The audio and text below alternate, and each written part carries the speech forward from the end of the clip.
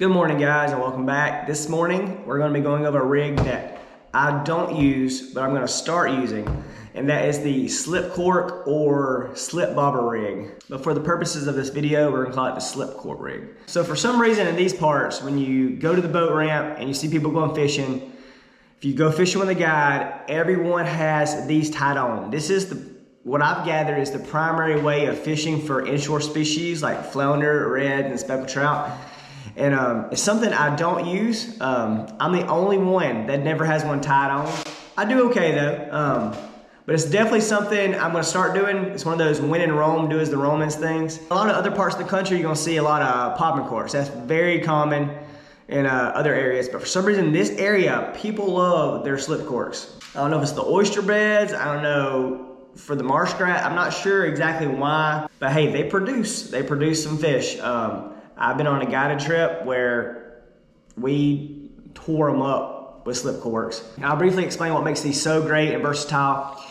So you can adjust it. That's the whole part, slip cork. So you're basically able to adjust your depth without retying. So if you have a popping cork, you got a certain length of leader, and that's as far as it's going down. Here it's endless. You can go from 2 feet or you go to 90 feet. Literally, you can do that. All right, let's get into all the tackle that you will need to make this rig. First, we have the bobber stoppers, and I'll explain what all these things do as we rig it up.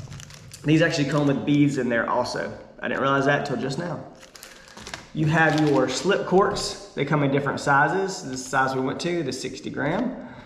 You have, and this, you can go either way. You can use regular egg sinkers. I also found these, I showed them in another video. It's basically egg sinkers, but it has 2 swivels on each side. So those are cool too. One less step. If you don't have those, you will need actual swivels. You will need your BBs. And then you will need an appropriate hook. People like different kinds. I always go with this 2/0 circle hook. Some people like the Kell hook. Just whatever your preference is. All right, let's put our rig together. First, we have our bobber stop. That's the first thing going on our main line. Basically, this is called like a slip bobber knot, or you can tie your own, that might be a separate video, a nail knot. So basically, it's just a knot that you can manipulate, slide up and down the main line, but it stops your bobber, whatever depth you want. So how you're gonna do this, and you wanna make sure you cinch it on good, because I've had them come off. You feed it through that black tubing right there. You're gonna pull it out. And then you're gonna work that knot off that tube. Just like that. Pull the tube out. Now I got the knot on there loose. So now I'm gonna pull it as tight as I can. Use your teeth. If you don't like using your teeth to tie knots, then this is the wrong sport for you. Slide it up my line, give myself some working room. So now we got that on. All right, the next thing going on is a tiny little BB. And this isn't to rattle, this isn't to make noise, this is simply to keep the slip cork from messing up your knot. All right, BB going down, still on your main line, to the slip knot. Next, the big guy. Next is the slip cork itself. See, if we didn't have that BB, that would go right over that knot probably, or eventually it would. It would definitely damage it. All right, now we got all that together. All right, next we're going with another bead. Same thing, this one kind of helps with the rattle because this is gonna be hitting the swivel, but it also protects that right there on the slip cork. So I'm gonna try out my new egg sinkers with the swivels on them. These things are so cool. Timu, guys. All right, so we're gonna tie, well, bead, like I said, bead first. This is our second bead going on. Slip knot, bead, slip cork, another bead, and then our weight. And like I said, we're going with the egg sinker with the swivels. If you didn't have this, you would be going egg sinker and next, and then swivel. There we go.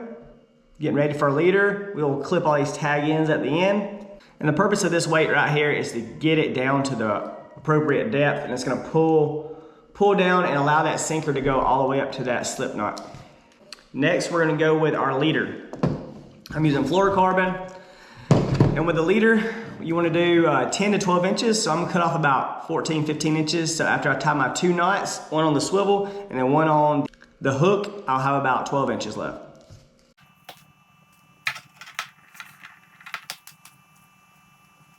Now we're ready for a hook.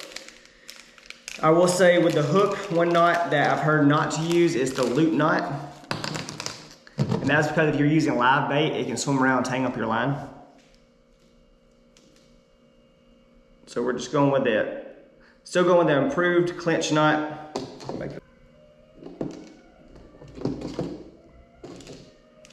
Our hook's on, we're gonna trim all of our tag ends. Our rig will be done.